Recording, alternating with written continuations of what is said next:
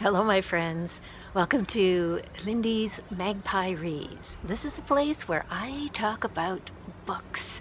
If you want to hear about books, you're in the right place.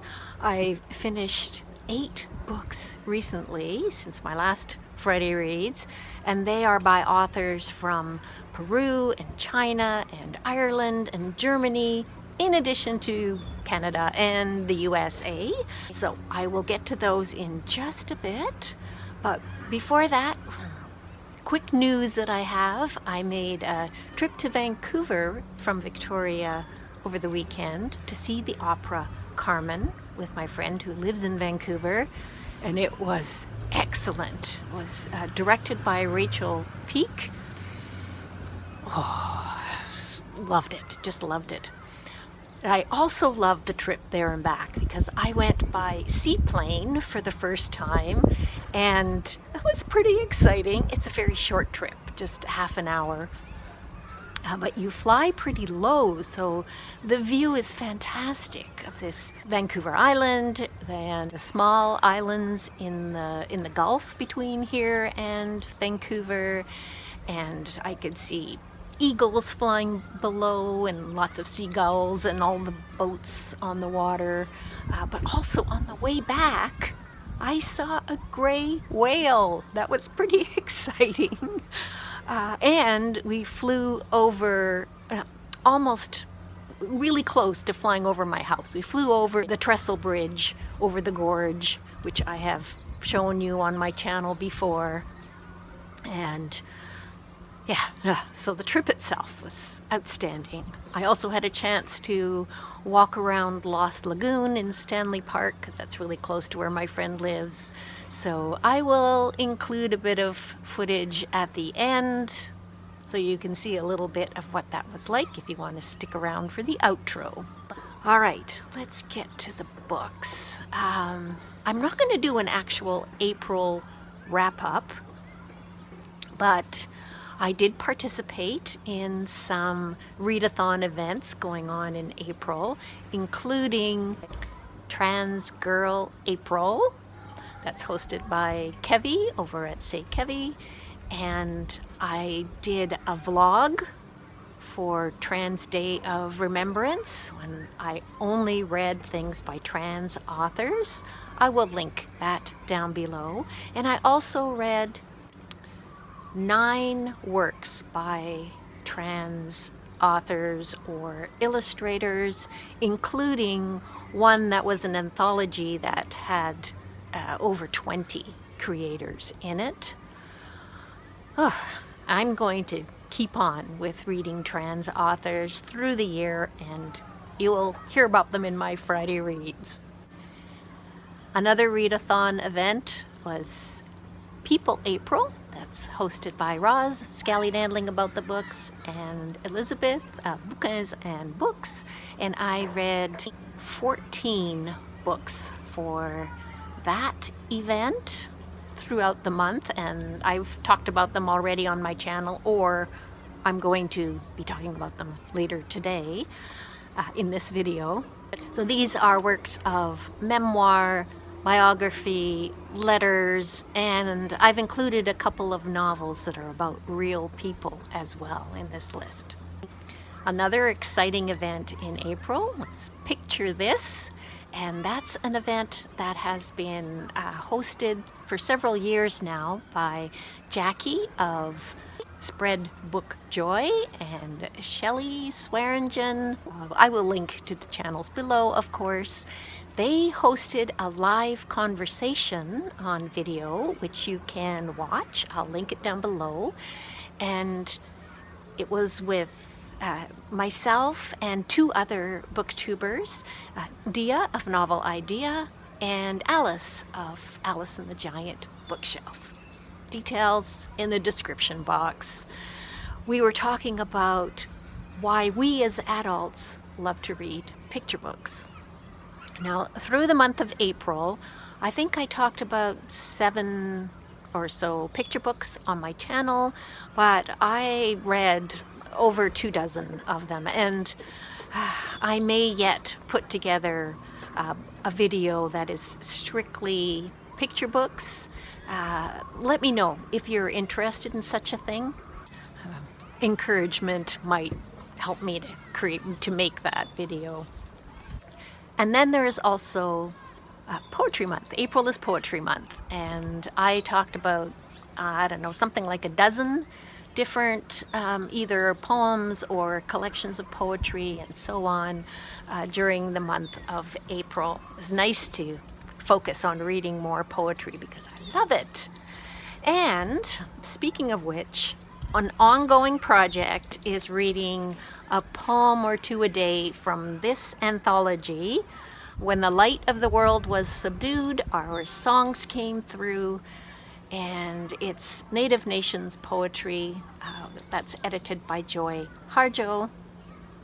I'm nearing the end on this.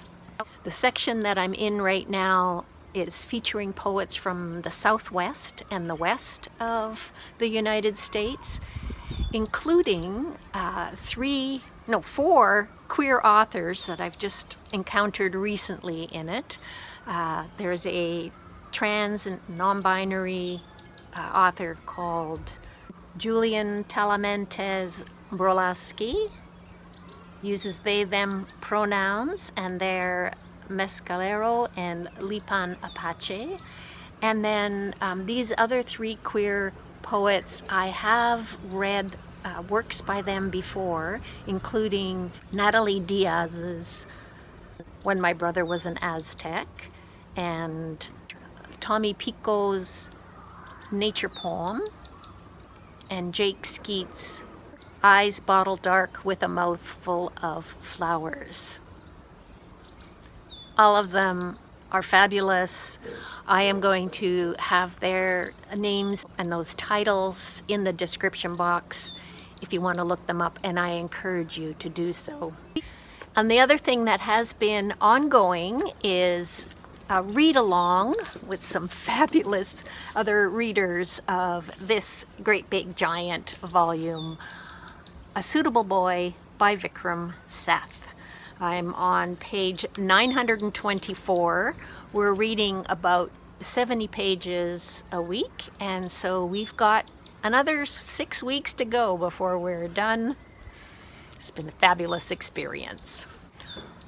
Okay, on to the books that I've finished. Starting with this novel from Peru called Undiscovered by Gabriela Wiener, and it's translated from Spanish by Julia Sanches. This was on the long list for the International Booker. Did not make the short list.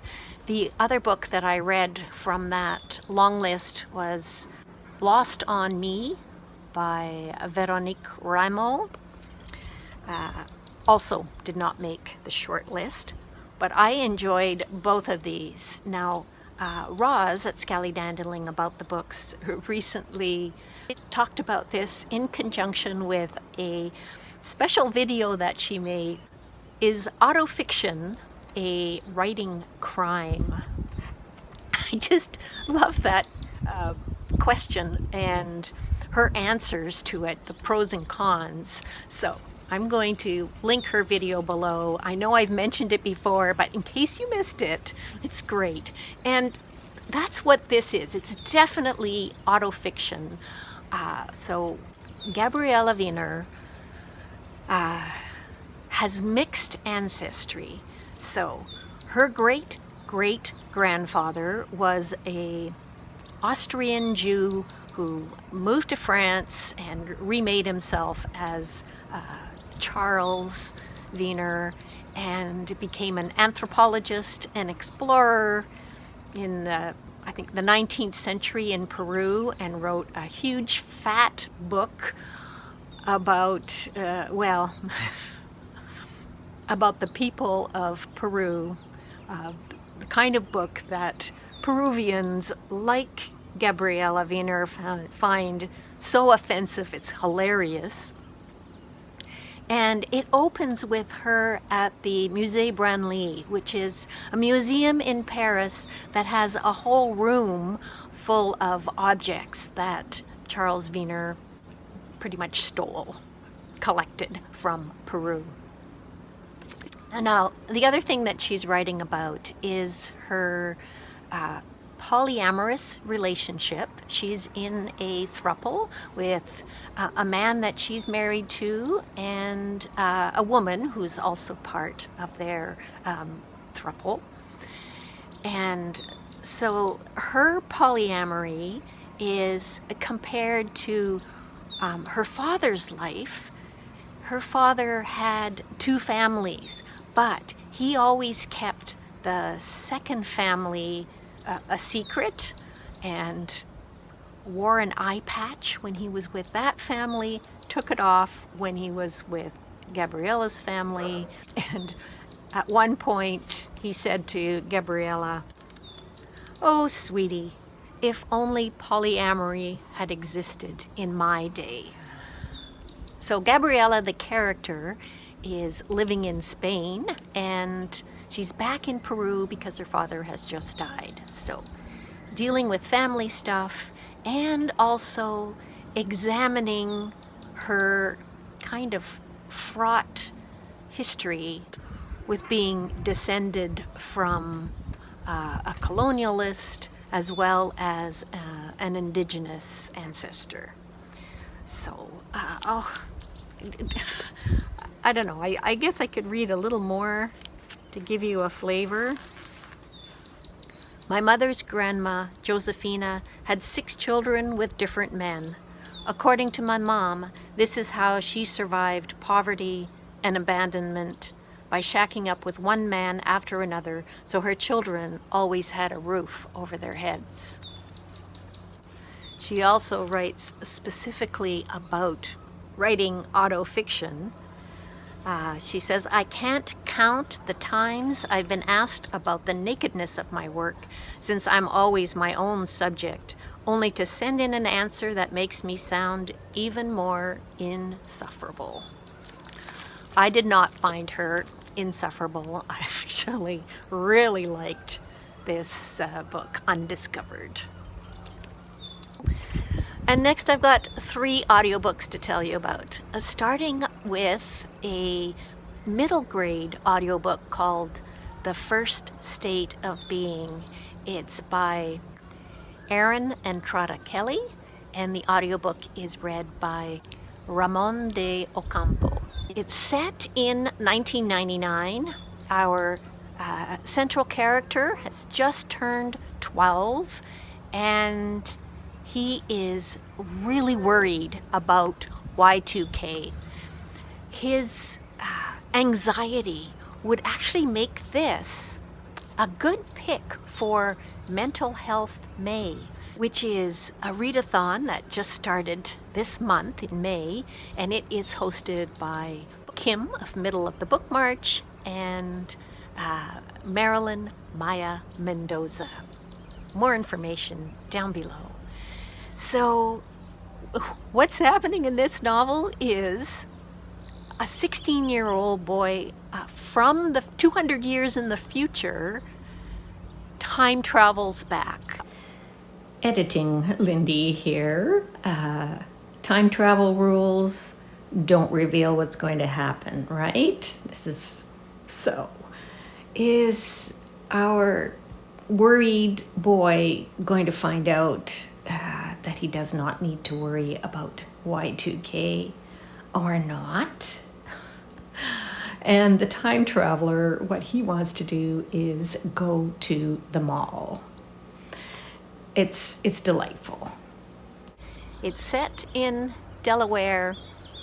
The characterization is really great, and the story is fantastic. So if you are interested in middle grade books, I do recommend this one.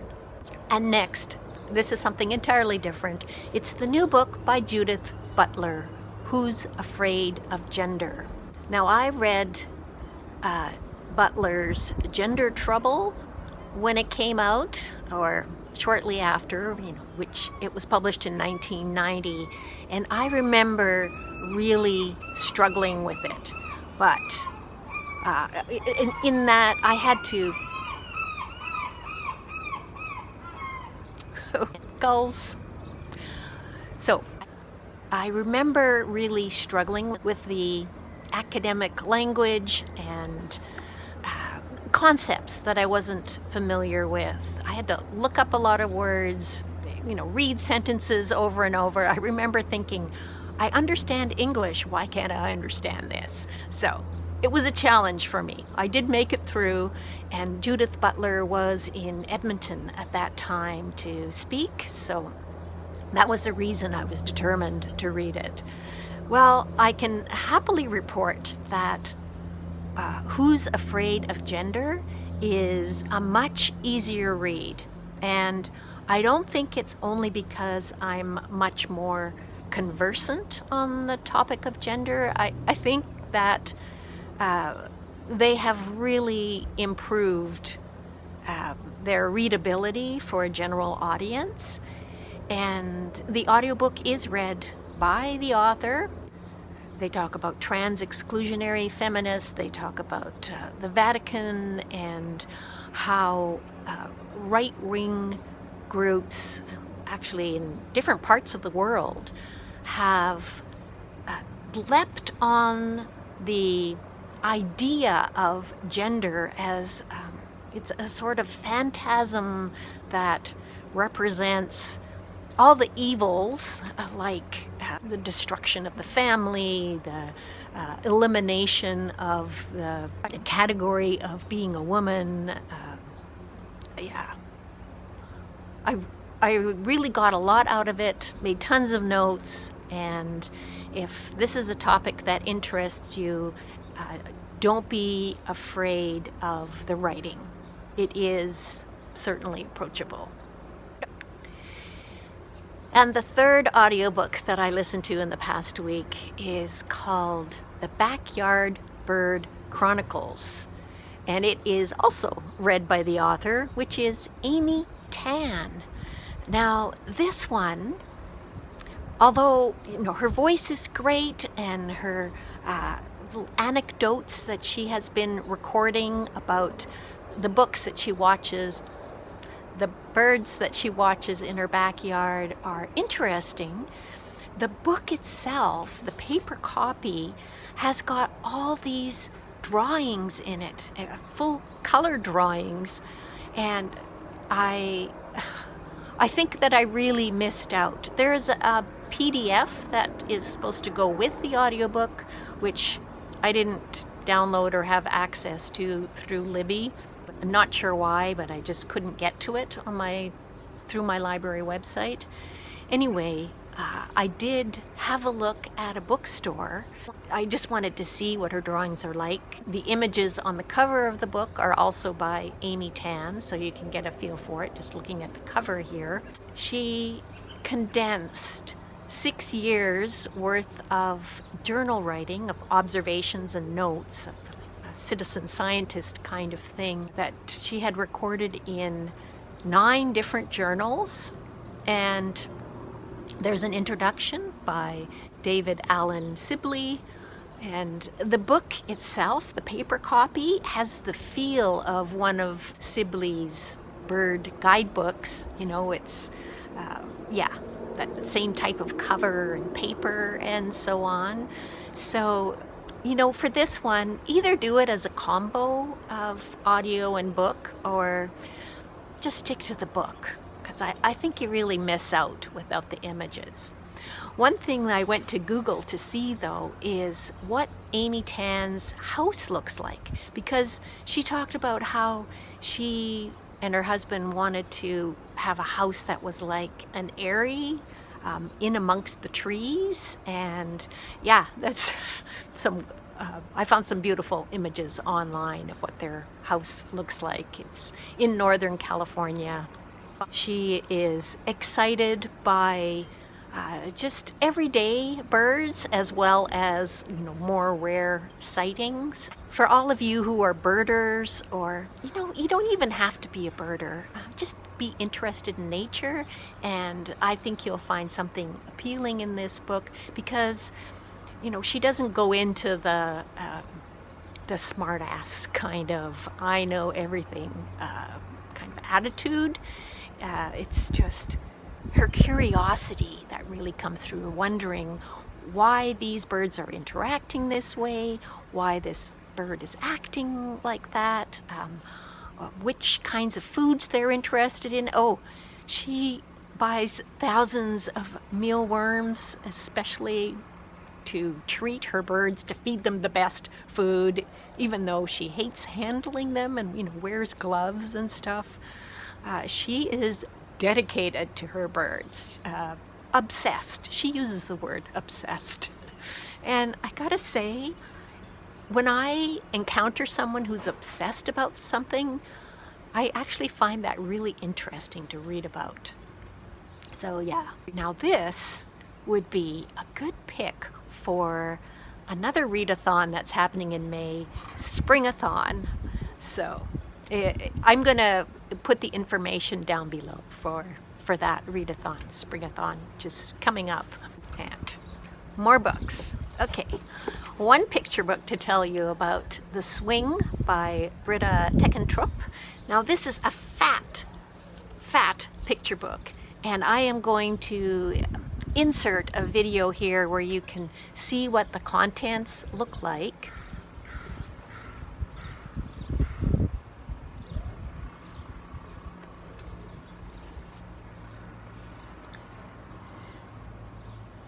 Her illustrations are done with paint, cut paper, and digital collage.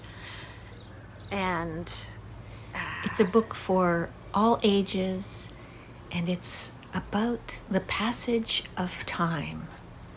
Absolutely gorgeous.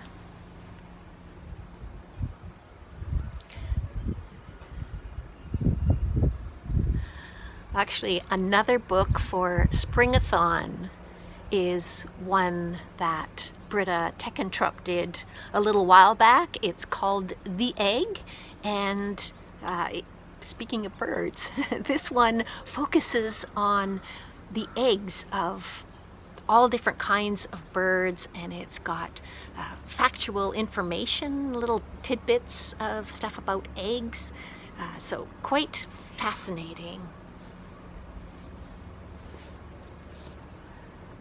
And next is one that I picked up for PeopleApril. I Escaped a Chinese Internment Camp. And it is a true story of a Uyghur woman. Her name is Zumrat Dawut. And this is in graphic format, and it's based on interviews with Dawut and her husband, and the interviews were translated by Zubayra Shamseden, and there are several creators who put this together, including the artist Fahmida Azim, the writers Anthony Del Col, who is Canadian, and Josh Adams, who's American. And this won a Pulitzer Prize for journalism. And this is what the art looks like inside. There's surveillance cameras everywhere.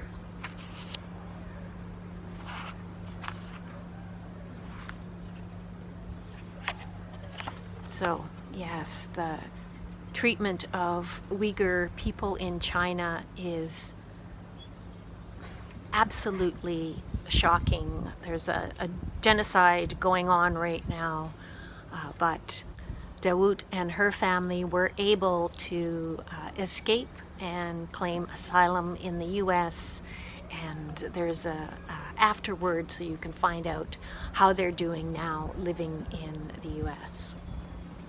You can find a link below to where I talked about a really good Uyghur memoir. Next is a book I don't have a physical copy of, Claire Keegan's latest publication, the short story So Late in the Day. It was published as a standalone book. It's only, I don't know, like 40 or 50 pages long. And my friend Kathy in Vancouver had a copy of it, so I read it twice while I was there visiting. anything by Claire Keegan, love it. It was so good. It was first published as a standalone in France with the title Misogyny. So that gives you an idea about the content. We meet an Irish man who is going through one long weekend in Ireland, thinking about a woman who he had been involved with and is not anymore. And that's all I've got. That's all I'm going to tell you, so I don't give any spoilers. But, what she can do, what Claire Keegan can do with so few words. Exquisite. Yeah, loved it. The story, by the way, was published in the New Yorker, so you could read it there. But in an interview with her, I learned that she edited some of it to make it stronger, and I was able to compare some of the lines, and I agree that, you know, even small changes can make a big difference when, you know, in a short story, every word counts. Now, the last book that I got to tell you about is this one, Care of Letters, Connections, and Cures by Ivan Coyote. This is my favorite of all of these that I've been telling you about, but I mean, it was hard to pick. This is a great roundup of a great week of reading.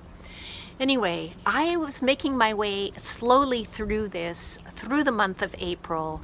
These are letters that Ivan Coyote received and their responses. During the pandemic, Ivan took the time to write carefully thought out responses to letters that they had received within the last few years and had kept in an electronic file of letters that they would read to cheer themselves up sometimes, or I don't know. Each of the letters includes some storytelling, and this is what Ivan Coyote is known for. If you're not familiar with them, they are a trans, non-binary storyteller from Whitehorse, Yukon, currently living in London, Ontario, I believe, not sure. They spent years on the road performing stories and speaking in schools, you know, that sort of thing. So when the pandemic hit, suddenly there was time to reflect. And there was so much that I could relate to in this book. There were times when I cried. If you've never read anything by Ivan Coyote, I don't know if this is the best place to start. Sure, why not? There isn't a single book by them that I would say, no, you can skip it. So this one, any other one, just do yourself a favor and pick up something by Ivan Coyote. And I have to give you a flavor. The news today is full of that story about the forest fire in California that was started by errant fireworks at a gender reveal party and has now destroyed over 10,000 acres and rendered many homeless. All I can think of is that poor fetus and how much I hope they don't grow up to hate their clothes as much as we did, no matter what sex they are assigned at birth and whatever gender they end up being. When I was 6 or 7, I signed up for boys hockey. I was the only girl in the league and had to change into my equipment alone in a mop closet, next to a stinking galvanized rolling bucket and a shelf full of bleach bottles. The janitor at the gym light arena had decided I had spunk and cleared out a corner for me in his supply room and built me a solo bench, hung up a hook above that for my parka, And, best of all, stuck up a picture of number 99 Wayne Gretzky on the wall opposite my bench with my school photo taped over Wayne's face. And that was from Care Of by Ivan Coyote. And that is all I've got for you today. Thank you, everybody, so much for watching. I love hearing from you, so please say hello in the comments down below. And if you want to stick around, I will include some footage of the seaplane journey to Vancouver and back. And I will be back with more talk about books sometime soon. Happy reading, everyone. Bye for now.